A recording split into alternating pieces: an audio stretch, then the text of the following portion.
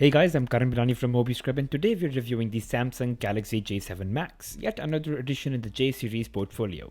It's Max probably because of its screen size, which is at 5.7 inches, the largest in the J series smartphones from Samsung.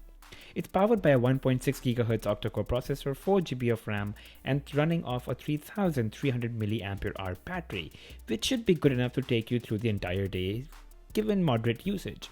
Surprisingly, the device also features a fingerprint sensor, which is really good to know that Samsung is introducing all of these things in its low-range smartphones as well. However, the pricing of the J series smartphones has been rising. The J7 Max is priced at Rs 17,900 in India, and while the soon-to-come Galaxy J7 Pro, which is probably a notch over the Galaxy J7 Max, is going to be priced at 20,900 rupees at launch. Now, here we go, the Galaxy J7 Max. Now, first impressions is the display is quite large and wide, but it's very surprisingly light. Anyway, let's keep that aside for a while and take a dig at the box. You've got the quick start guide. Then you've got your ejection pin right there. And I think this has a micro USB cable. It's not a Type-C cable. It's a little surprising. I mean, I'd expect Samsung to be upgrading all of its devices. And then this is a regular charger. It's a standard charger, not a fast charger. So that. And then you've got your standard earphones. These are not the ones that you get with the S7 or the S8. These are the standard ones that you get with the mid-range or the low-range smartphones. Now let's take the device out of the covers and talk a little about its design and build. The first thing to notice is the enormous 5.7-inch LCD display, which is surely going to deliver an impressive viewing experience. However, that does come at a cost of a wider grip, which is essential to get that size, but it just gets a little bit difficult to hold in your hand. Other than that, the build of the device seems quite premium, and I think Samsung has really come a long way from its original J series. The back, you can see that there's a metal matte finish that adds to the classy look of the device. I like this finish because it really does not leave any fingerprint smudges, like in the case of glass backs that most of the flagship devices have. So that problem is not going to be with this back. At the bottom, you've got a micro USB port, while they could have totally introduced the Type-C USB in the J series with this smartphone.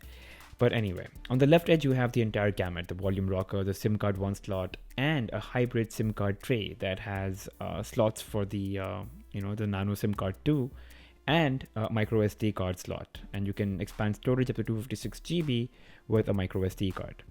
Now, the entire device is a single piece with no access to the battery. But I guess that's really normal now, considering Samsung is doing that with all of its newer devices, so really no surprises there. On the right edge, you've got the power and lock key along with the speaker grill, and I really like this positioning of the speaker compared to the usual bottom edge. Just works better, I think. In the front, you have a 13 megapixel camera with an LED flash and an f-stop of 1.9. It features an LED flash in the front.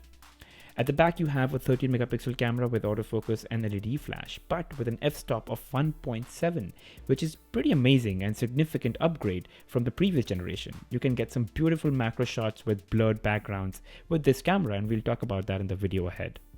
The J7 Max is really all about the display. It's got a 5.7-inch display with a resolution of 1080 pixels width and 1920 pixels height, which is basically Full HD. And this isn't Super AMOLED, it's LCD display, and a pretty good one. The colors really pop out and the screen is very bright. When you couple this display on the 2.5D glass that you see atop the surface and add the large 5.7-inch display, you get a pretty beautiful viewing experience. Watching movies or videos on this device would be a bliss. I've downloaded some pictures to give you an idea of how gorgeous the screen might look, and you can see that the colors do look quite amazing.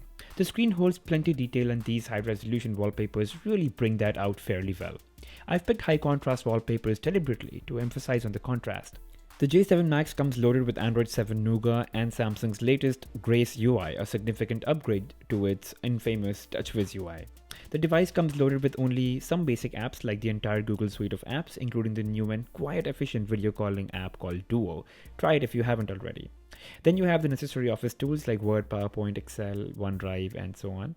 And then you've got some Samsung tools, for example, its voice recorder, file manager, and then a pretty good native email app as well. And then Samsung Health is already there. Other than that, you've also got the FM radio, a secure folder wherein you can store all your critical files or media that you don't want others to see, or keep it hidden from others. And then you've got the Smart Glow app. Smart Glow featured last year within the J series smartphones itself, which is pretty much like the LED indicator for smartphones, only it's at the back around the camera like a ring. So, there you go. It's right around the camera, and it glows every time you get a notification. Now you have to enable it once. You can select the color for individual apps or contacts who call you. Now whenever a notification from an app or call comes, the LED around the camera will start glowing as per the color you set. So that way you pretty much know which app or which person is calling you. The J7 Max can be customized with more themes found at the Samsung store. You could go into the theme section and explore from amongst a lot of free and paid themes out there. And this way your phone can pretty much look new and different every single day. And these themes really take over the entire look and feel of your device. As you can see, the dialer, the messaging, the notification panel, everything changes. Now Samsung has introduced Samsung Pay Mini for the first time in the J7 Max and the J7 Pro as well. And this basically includes transfer capabilities and not essentially payment facilities, so to say. So you can transfer money via UPI and make payments through wallets like Paytm, which also is like transfer because you transfer from your Paytm account to another person's account. But you can't add credit cards that you could with the otherwise full version of Samsung Pay. I think from an ergonomic standpoint, the device is going to be a bit difficult to manage using just one hand. It's pretty lightweight otherwise, but it's just that usage is not going to be simple. You ought to use your second hand to manage operations if you really want to use it conveniently, and that's all right because that's sort of the price you have to pay for a large display. I mean, you could either have a really tall device or you could have a more convenient aspect ratio like it is in the J7 Max and get the right display size for the right aspect ratio. Now let's talk about the camera. You can obviously launch it by just tapping the camera icon or double tapping the home button, which is a quick launch. Now you've got tap to focus, and the shutter key, it's pretty fast. I mean, I'm just tapping it and it's taking pictures on the fly. It's really fast. Then if you swipe towards the left, or swipe your finger right, you can look at all the modes that are available.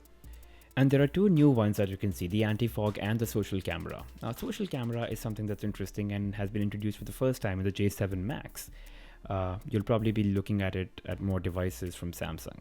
But what that does is basically, it enables instant sharing and editing. So, if you have social enabled, you can identify some contacts that you would want these, the pictures that you take henceforth be instantly shared with them across social media platforms, for example, on Facebook or on Messenger.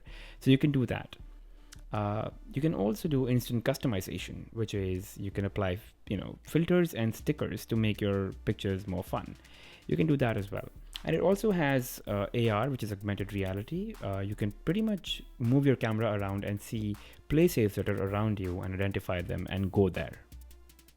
There are some inbuilt filters that you can use while taking pictures, and they're pretty much like, the ones that you see in Instagram. Of course, it has more options, but there are quite a few over here, and you can use them on the fly to take some really nice pictures. Here are a couple of examples or sample pictures that I took during the day, actually in the evening. So the sun was pretty much about to set. So just to give you some context. The pictures that are taken are actually quite nice. They've been taken using the native camera app on the smartphone, and no filters have been applied. And you can see that, they're pretty good. I think these shots are great. The f1.7 really does its job. The macro shots are amazing. The background is very nicely blurred and the subject is extremely nicely in focus. So I think the camera does a pretty good job. I will be doing a review on the camera and the pictures in a couple of modes, as well as how it functions in low light. So watch out for that video. I also downloaded and played a couple of HD games to test the performance of the octa-core processor and the 4GB RAM, and I think it fared pretty well. I'm playing the Asphalt 8, which is a fairly dynamic game.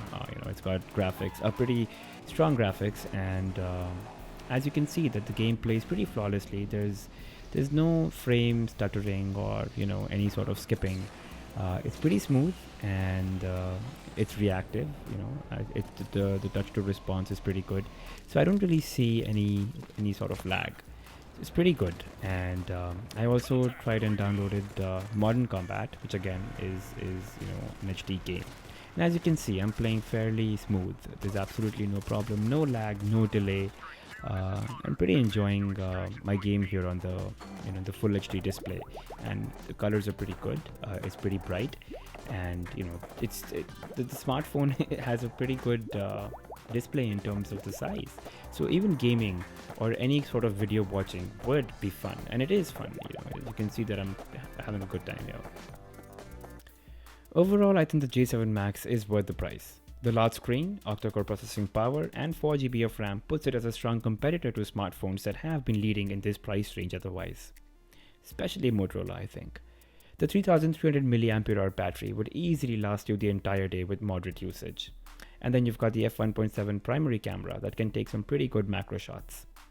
The metallic finish and the 2.5D glass on the surface, all within a lightweight, thin frame, does make the device look good and classy. And if the wide grip of the device is something that doesn't bother you, I suggest you can get the device. It's going to be a pretty good one, and it's going to last you a while. And then it's got Android Nougat, which is the latest Android right now. And hopefully this would be upgradable to Android 8 as well. But again, I can't be sure. So thank you for watching, guys. Do let me know if you have any questions. Leave them in the comments below. Do give it a thumbs up, and don't forget to subscribe.